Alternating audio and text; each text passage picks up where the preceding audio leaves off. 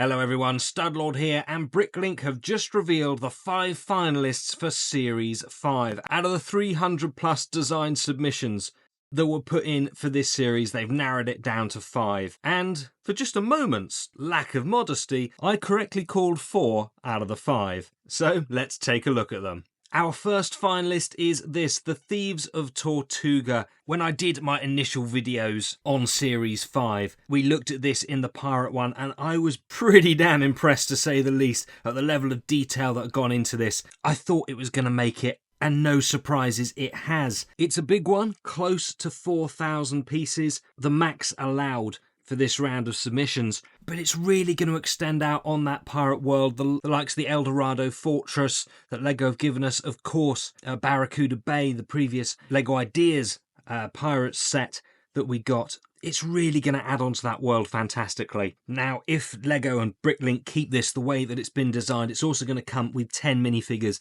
and a whole load of animals, which will be great to get, but it's just the design of the buildings that we've got here, which is absolutely spot on. I will definitely be trying to order this. Speaking of which, all of these are going to come due for crowdfunding in June of 2025. So still quite a way away from that. Of course, we've got Series 3 and 4 to come before that Series 3 crowdfunding later this year. Series 4 around February, March. Can't remember without looking of next year. Okay, but this will be around June. Bear in mind, you're going to need some of this gold bullion for it. At this size, it's going to be at the pricier end, but I do think that this is going to be a popular one. It's just been designed so well, and there are a lot of pirate fans out there. This one pays nice homage to what we've seen from the theme in the past, so overall, big thumbs up from me. Really pleased that this one has made it as a finalist. Finalist number 2 is the Mushroom Village. I said it was likely going to happen in the video that I did on these, given the success of the Mushroom House from this same designer. This builds upon that world fabulously. I know it's not for everybody. I saw that in the comments of the video that I did. Some people love it, some people hate it. It's just one of those sets. But building upon what we had before, this really does expand upon that world nicely. Size-wise, just shy of 2,500 pieces, sort of middle of the road size-wise. That's obviously going to mirror the price, so it's going to be more expensive naturally than that Mushroom House that we had before, but you'd expect that you're getting so much more out of it. And despite the higher price, because of all this extra detail and sizing, I still think this is going to be another really popular one. It's just so colourful and so different, fun and quirky. There's not much like this out there, and it's the fact that it's so different that is going to make it popular. And there's a lot to it. Huge amount of fun detail. I mean, I said at the time when I first looked at this, all the nice bits of parts usage in here, things like the swords that are being used. It is super fun. Comes with 7 minifigures as well, and will be a decent size, 42 centimeters by 29 centimeters. So whilst it's not my normal taste when it comes to Lego, I do really appreciate this, and it certainly is a worthy finalist. On then to finalist number 3. This is the Antique Shop, one that I didn't, the only one that I didn't call out as going to be a finalist. I thought it was going to get beaten out by a couple of others in a similar size range. Bear in mind, this is 1,900 pieces, so a little bit under 2,000. Also comes with 5 minifigures, a few birds, and boo, 8 stickers. I'm really not a stickers fan, but it's a nice build. I like the different uses of colours that are being done on it to simulate changes in light. That's a nice touch. And, you know, it's going to come in not cheap, but certainly at the lower end. Decent amount of detail on the inside. Few exposed studs to stand minifigs on. It's just a nice little modular style design building. So, although it's taken me a little bit by surprise, that's not to say that it's not deserving. Comes with a little truck as well, so cool, colourful. It's going to be a nice little add-on, whether it's to somebody's city setup or just separate display. So fairly cool to get. Well done to anybody who has called that out as being a finalist beforehand. And of course, congratulations to the designer as well. Then back to me being on point. I called this out as being my favourite of these small designs. Bear in mind that this one is only 577 pieces. And what has been done with it is simply outstanding. I think it's really beautiful, actually. Amazing use of colour. Wonderful popcorn wagon. Reminds me of the sort of German markets that we have come over here, whether it be popcorn or hot dogs, that sort of thing. And there's so many places in a setup that you could put this. And all the sort of food vendoring type things tend to be really popular. So I will be pretty shocked, actually, if this one doesn't sell out really soon. We know that it varies greatly when it comes to these BrickLink Designer Program sets, and I'll touch on that in a minute. But this is one that I really do think is going to sell out within the first 24 hours. It's just going to happen. It's a wonderfully cool design. I think that the use of the pieces is brilliant. I know it's a small build, but still, it's a very hard thing to do with that few pieces to get something that looks this good. So credit where it's due. I think it's a fantastic set. Again, one that I will definitely be trying to get my hands on come crowdfunding. But then here we go. Number 5. Is it really a surprise? Adventure in Transylvania. I called this out as being my absolute favourite. It was going to happen. This is by Sleepless Night, who's already had such success in the BrickLink Designer Program with the Mountain Fortress, but this is different. There's a few people who've tried to say it's not a castle just because of the different styling. Look, forget the technicalities. For all intents and purposes, this is Dracula's castle. It hinges open and closed. The Gothic design blows my mind. I think it is so awesome. I kind of want Scooby-Doo to be involved in here. It's that sort of vibe. But everything about this, from the minifigures to the build itself, is simply staggering. It's had so much popularity, not just on the BrickLink platform, but on social media in general. The video that I did on this, on sort of the 10 biggest castles in Series 5, the comments were flooded with support for this, and it's not surprising. It's such an awesome build. That said, it's another big one, 4,000 pieces, and that's actually a little bit unusual for them to have two quite so close together being this big. Tortuga one, the pirate theme, and this both on the 4,000 mark.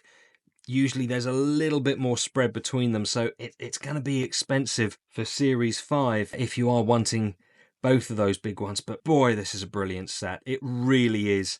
Here is a fan designer that is bringing us what LEGO should be doing. And I do want LEGO to actually pay attention to this. Fans want more of this. You know, it's not just a normal castle in the traditional sense. This is something really quite different. You could even call it a mansion if you wanted to. But the styling is out there. The spacing, it's not all cramped up on itself like LEGO does sometimes. It's just got so much character to it. And don't get me wrong, I really like a lot of the stuff that LEGO does. Naturally, I'm a fan, hence the channel. But they make so many mistakes these days so often. It almost takes away from certainly what I remember as being the love of LEGO that got me into it years ago as a kid. And this is the sort of set that really just re-sparks the imagination. I love it, and it's a shame that it's going to be limited to 30,000. It is still 30,000, isn't it? Yes, 30,000 is going to be the max on this. It's a shame. You know, this is something that really, it should be LEGO Ideas, actually, rather than BrickLink, because it just deserves to have much wider distribution. Absolutely stunning design, and my hat goes off. So well done indeed. So there we go. Those are the 5. Now, we all know that these can be quite different. Things can sell out super fast. I mean, look, if we go back to BrickLink, not Series 1, where is it? Series 2 that we just had. Logging Railway didn't sell out. Same for the Ocean House. Same for Ominous Isle. But the Brickcross train station, no surprise. And Mushroom House, no surprise.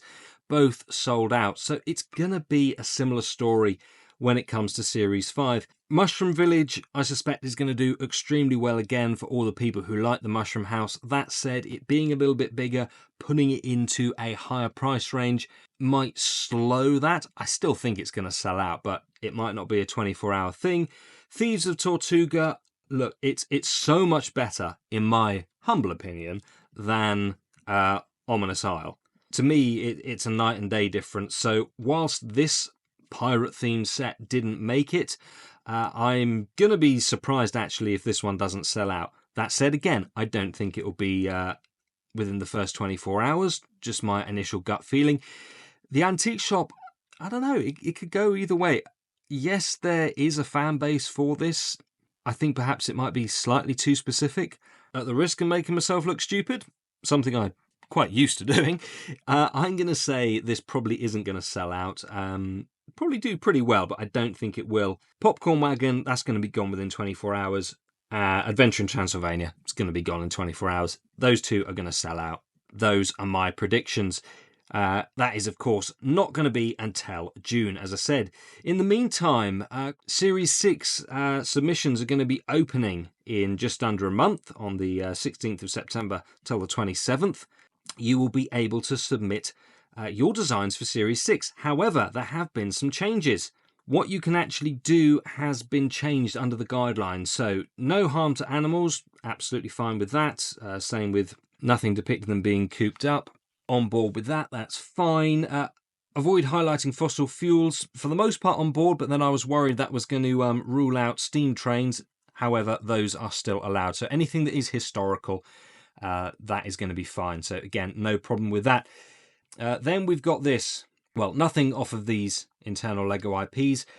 This is the main one. Nothing on the Icons modular format. So it's not like totally killing modular builds, but in the traditional sense, your 32 by 32 base plates, anything basically that is directly modular is not going to be allowed. I'm not surprised, because I've said it many times before in the videos that I've done. It's something that they would want to release under their Icons range rather than through this. It doesn't rule it out completely, but it's going to take a lot out of the submissions, and I know it's going to upset quite a few people as well. Even things like modular, castles that are working on this sort of size could be out too, potentially. So it's going to be interesting. I'm sure there are going to be several designs that get round it, but it's going to take some clever thinking, and overall it's just very clear that they don't want it happening, which means obviously it's probably not going to get selected as a finalist. So we'll have to keep an eye on that when it comes to Series 6. But as for now, those are our 5 finalists for Series 5. Let me know in the comments down below what you think of them. Do you agree with my thoughts, especially when it comes to what's going to potentially sell out there? And what do you disagree with me on? Let's discuss down below. Thank you very much for watching. Please consider liking, subscribing, sending me gifts, or all-out bribes. Cool with me. And in the meantime, check out one of these 2 videos next. Thanks for watching. See you on the next one.